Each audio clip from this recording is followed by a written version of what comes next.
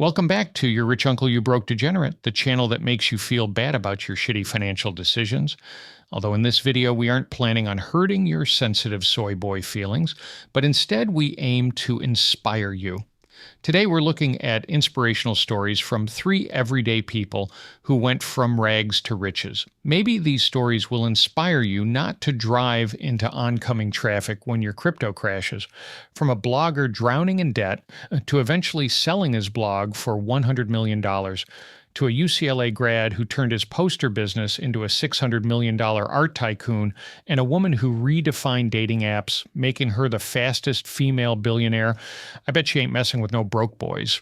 Yeah, I already know what you were thinking. Oh, but they are just lucky, right time, right moment. Yeah, shut up, that's broke talk. These stories are about grit, hustle, and seeing opportunities where others saw dead ends. Let's start with Kyle Taylor, a man who went from broke to baller in less than a decade. Kyle was your regular 25-year-old. You know, the kind that has a crippling nicotine addiction and spends his Saturday nights crushing a 40 and hunting for baddies on Tinder. Maybe that was just me. Anyways, Kyle was drowning in debt. Not just the oops, I overspent this month, but the I'm Googling how to sell a kidney on the black market kind of debt. In 2010, Kyle Taylor had $50,000 in student loan and credit card debt. To document his journey toward financial recovery and share unconventional money-making strategies, he launched the Penny Hoarder. Initially, the blog served as a personal outlet where Taylor detailed his experiences with various side gigs and cost-saving measures.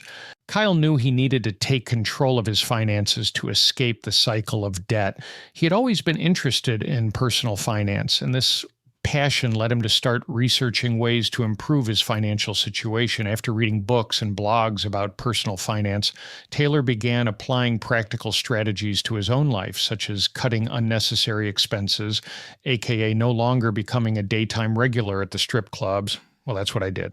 Focusing on budgeting and making extra income through side hustles. Kyle's blog, The Penny Hoarder, focused on offering practical advice on topics such as how to save money on everyday purchases, side hustles for extra income, how to manage personal finances and get out of debt, and tips on finding legitimate ways to make money online. As Kyle's blog continued to gain in popularity, he attracted major companies and was able to link them on his blog via affiliate marketing. A significant portion of the Penny Hoarder's revenue, approximately 95%, comes from affiliate marketing.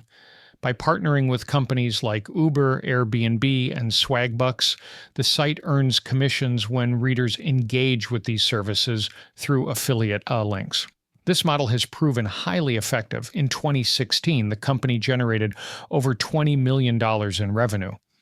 Fast forward to December 2020, where Clearlink acquired the Penny Hoarder for $102.5 million, marking a significant milestone in the company's history and turning Kyle into a big-time baller. Despite the acquisition, the brand continues to operate under Taylor's leadership, maintaining its mission to provide accessible financial advice to a broad audience. From selling posters out of the trunk of his car to dominating the high-stakes art world, meet Larry Gagosian, a UCLA graduate who turned hustle and charm into a multi-million-dollar empire.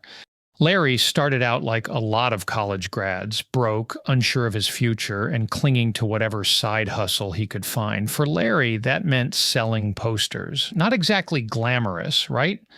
But here's the twist. Larry didn't just see posters as wall decor. He saw them as an entry point to a bigger, more colorful world. He wasn't just selling posters. He was building relationships.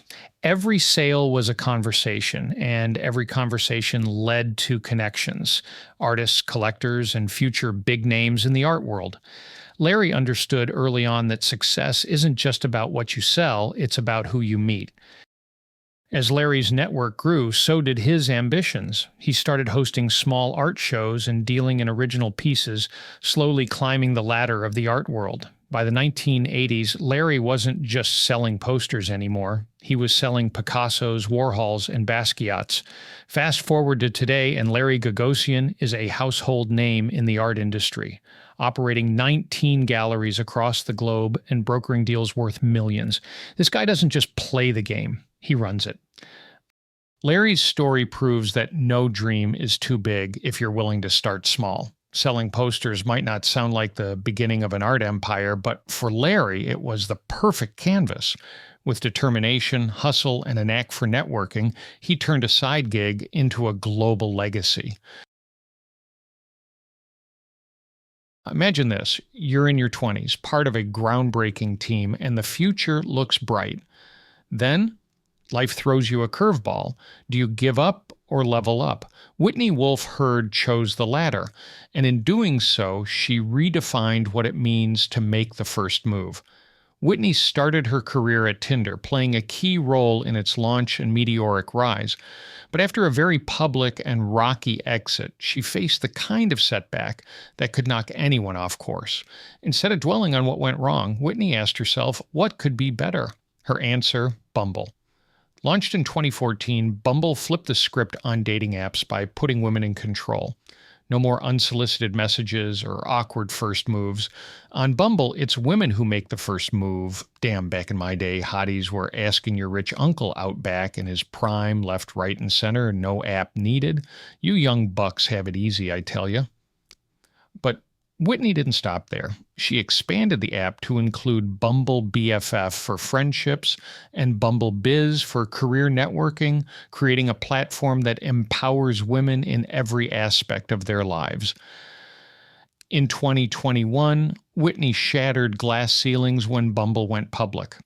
At just 31 years old, she became the youngest self-made female billionaire. Think about that. The same woman who turned a professional setback into her greatest comeback now runs a company valued at over $13 billion. Whitney's journey is proof that resilience isn't just about surviving, it's about thriving. She didn't just create a dating app. She built a movement that's all about empowering women to take charge of their lives, their careers, and their futures. So the next time life throws you a curveball, remember, Whitney, the move you make next could change everything. So there you have it, 3 everyday people who turned their dreams into multi-million-dollar realities. Kyle, who hustled his way out of debt and built a business worth over $100 million. Larry, who took a trunk full of posters and transformed it into an art empire valued at over $600 million. And Whitney, who didn't let a setback stop her, turning Bumble into a billion-dollar company. These aren't stories of luck, folks. They're stories of grit, hustle, and vision. The lesson here is simple. Success doesn't come from waiting for the perfect moment. It comes from seeing opportunity where others see obstacles. Whether it's blogging your way out of debt, selling posters in a college parking lot, or turning a dating app idea into a billion-dollar empire, it's about taking risks, learning from failures, and pushing forward when things get tough. So the next time you're thinking about throwing in the towel, just remember, these millionaires were once where you are. They took the leap, they kept grinding, and now they're laughing all the way to the bank. Thanks for watching, and don't forget to hit that like button if you enjoyed today's video. Subscribe for more stories that will get your financial gears turning. And remember, get rich, stay rich, and never stop hustling. Catch you in the next one.